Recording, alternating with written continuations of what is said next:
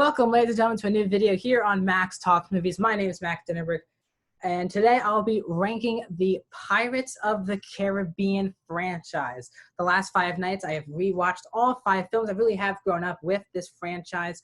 I'll give you my ranking from 5 down to 1. Before I start my actual ranking, if you are new here to Max Talks Movies, please hit that subscribe button. Ring that bell for notifications on all the upcoming videos here on Max Talks Movies. Also, guys, I am trying a premiere of this, so I taped this yesterday, but I will be in the chat with you guys watching my ranking tomorrow. So please go in the comments, and also at the end of the video, do leave your comment section down below or in the chat itself your ranking in order from worst to best of the Pirates of the Caribbean franchise. And please give me that like. That helps the algorithm so more people can watch my videos and get my videos out there. So I got away with my promotion. Let's get started into the ranking.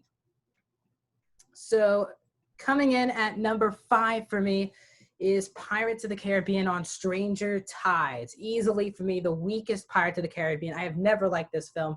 I've watched it now 4 or 5 times. This was the sequel, the first one, the first movie not to include Orlando Bloom and Keira Knightley in the franchise. And this film was the most, out of all the films, it is the film that is currently the main character is Johnny Depp. The new additions, Penelope Cruz, who is a great addition. Blackbeard is an okay addition. Ian McShane does a great job with his performance. Barbossa's back, and you can see Sam Claflin. And the story was somewhat interesting. They really set up what this could be at the end of At World's End, the last film, the 3rd film in the franchise. And I got pretty excited to watch this movie. I watched it. I just never liked it. Out of all the films for me, this just doesn't feel like a Pirates film. And at times, it just is so the intro is really good for Stranger Tides. I would say the first 20 to 30 minutes, the intro to seeing Jack Sparrow and seeing Barbossa and Penelope Cruz and Johnny Depp versus Cruz when we see Cruz for the first time was actually a really great fight. But once he goes on the ship, the movie completely loses steam, in my opinion, with the plot of Blackbeard meeting the Fountain of Youth. And by the way, this is a spoiler, so if you haven't seen this movie, I would probably stay away from this review here. But the way he uses his powers doesn't really make a lot of sense, isn't explained. There also are mermaids, and in my opinion, the mermaids have the worst CGI usage in the franchise. In a franchise where back in 2003, and I'll talk about that with later on, the original has some amazing CGI, and the CGI with the mermaids completely pulled me out of the movie. And this forced relationship between Sam Claflin's character and this mermaid just pulls me away from what's actually meaningful going on, which is Jack Sparrow and Barbossa and the Fountain. And really Penelope Cruz telling Johnny Depp when he's on the ship, she basically spoils what's going to happen in the movie, that basically Barbossa is going to kill Blackbeard. And why would you spoil that in the early part after you just saw Barbossa now has one leg, and it just spoils the ending of the movie, and it doesn't give you any urgency or any tension because you know exactly what is going to happen. And you could definitely feel that Jack Sparrow being the main character isn't a great decision because he's great to be in there with a great ensemble, but to put him front and center, the jokes don't always click when he's on screen every scene. And it just pulls you out of the movie. He's great in spurts, but for him to be in every scene was a bit too much, and he became quite an annoying character here on Stranger Tides. So that's why on Stranger Tides, the 4th film in this franchise, is easily in last place. And number 4 for me is Pirates of the Caribbean 3 At World's End. I actually remember growing up as a kid thinking this was my favorite Pirates of the Caribbean film. Yes, that's crazy to say now, but that's what it always was. And I really did enjoy this film. It was always actually my 2nd favorite before rewatching this the other night. And I rewatched it, and I was bored out of my mind watching At World's End. Now, there is a lot of great moments to be had in this movie. I think Keira Knightley gives her best performance, and her best character moments are actually in this film. The fact that she becomes the Pirate King and all those different types of storylines. But as a whole, the movie is 2 hours and 50 minutes long, and it is boring. I mean, it feels like you're watching a movie for the whole day. I mean, the movie just could not end. There's also just so many plot points going on. There's so many twists are going on because basically now everyone's a pirate. So everyone's going behind each other's backs. And at some point, who are you rooting for here? Also, compared to the second one, this movie completely does not use Davy Jones well whatsoever. He's kind of run on way too easily by Norrington, and you don't really understand why he's so easily manipulated by Norrington. And then once he kills the guy who was the captain of the ship, the captain, this is the movie I've been waiting for. Davy's the main bad going after Jack, but instead we have this whole plot line of the Singapore pirate group that needs to get involved, and they have a lot of twists and turns that happen. Then Orlando Bloom's going behind everyone's back. They find out that Keira Knightley left Jack Sparrow on the Pearl in 2. And you also have Barbossa back, and even though they show him come back in the end of 2, this is the first movie he's actually back as the main character, one of the main characters, and they don't really explain why he's back. They're just kind of like, well, Calypso brought him back. So that's, we don't really understand why, but Barbossa's back. And I do love Barbossa, but I would have loved a better explanation. And the film is just so long. The first hour of this movie is not even a huge plot. It's just getting Jack out of Davy's locker. And I actually clicked all the time and said, oh, wow, we got to have like 30 to 45 minutes left of the movie. And I still had a 2-hour movie to watch. And that's how you know. And then there are particular points, and everything just drags. It was like the directors and them didn't know how to say cut, because the film just keeps dragging on. There's so many scenes that just need to be slimmed down. And this movie could have easily been a 2-hour and 10-minute film. And it could have been done well if it was just put together better. But because it's 2 hours and 50 minutes, and it feels like nothing's going on in a lot, and we're just sitting around talking about what's happened, it doesn't feel like the movie has any momentum. The third act does hit hard for me emotionally, especially with the big twist that Orlando Bloom becomes the captain of the Dutchman and how that affects him. But just in general, the movie is way too long with way too much going on. And then there's some stuff that happens that is completely forgotten of as we get to the third act. So that's why At World's End is my number 4. Moving into my number 3 is Pirates 5, which is Dead Men Tell No Tales, or depending on where you live, it's called Salazar's Revenge.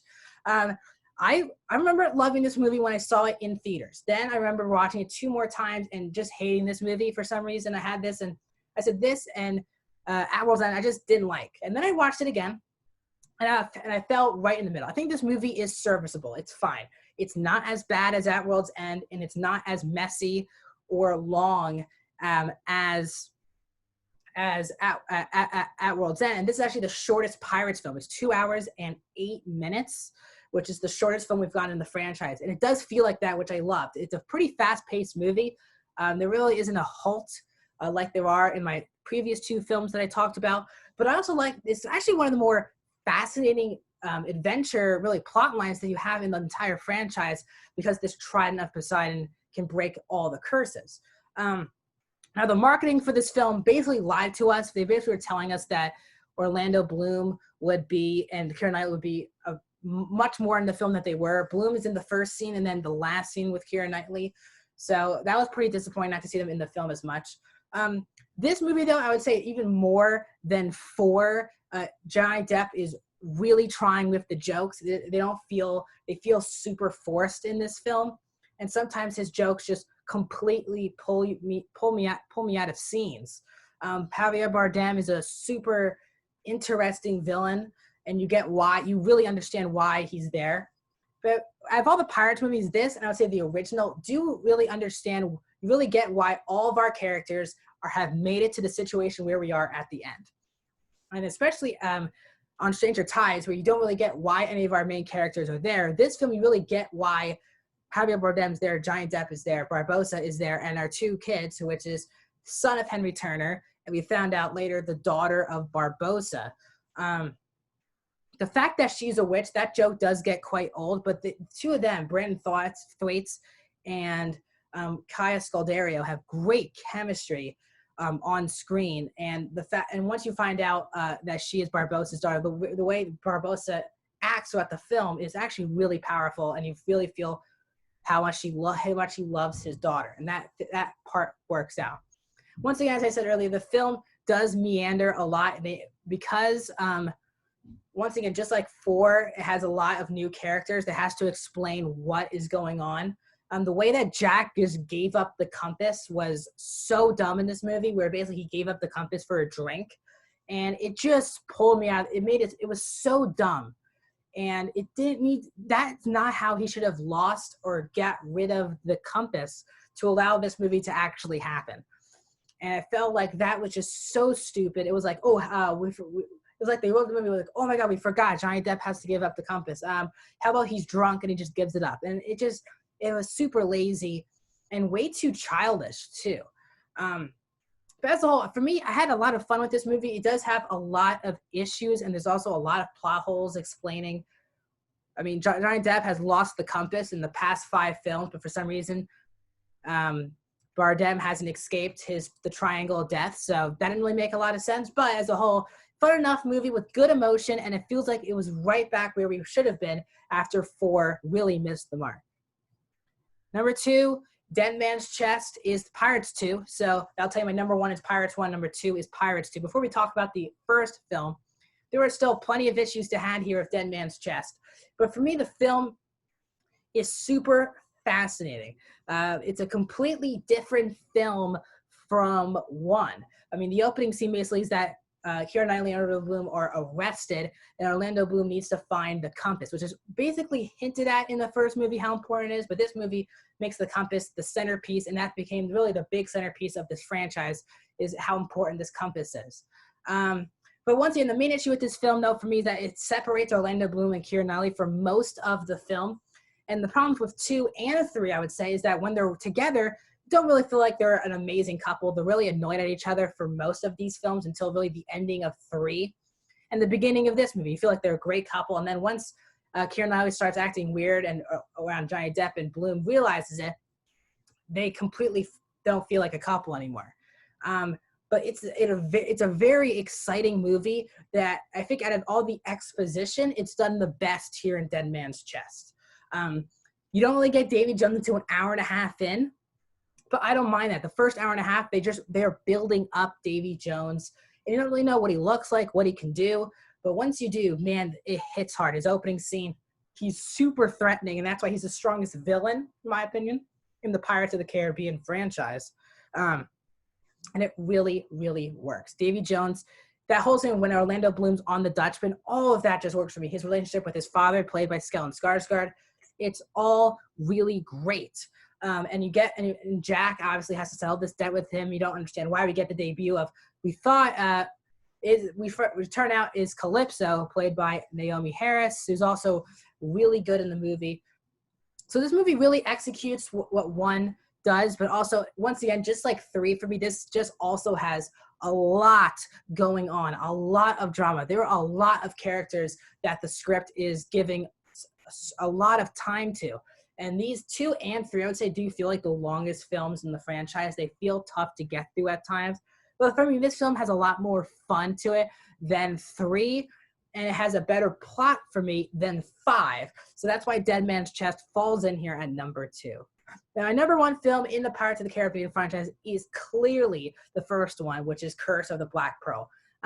This film came out 1 year after I was born, so I was 1 when this movie came out. And I've loved this movie my whole life.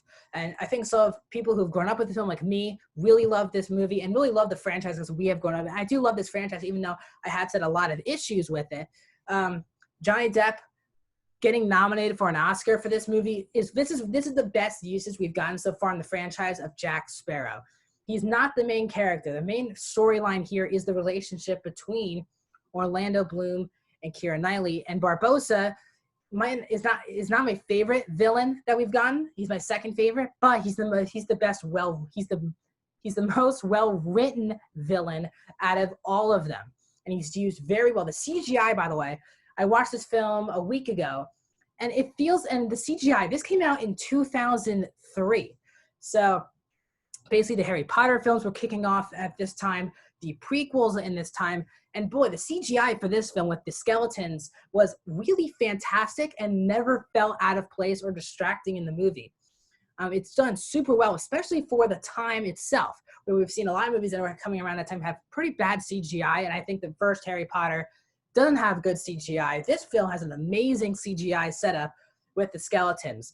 And Jack Sparrow, as I said earlier, isn't the main character. The only film really in the franchise where he isn't the centerpiece.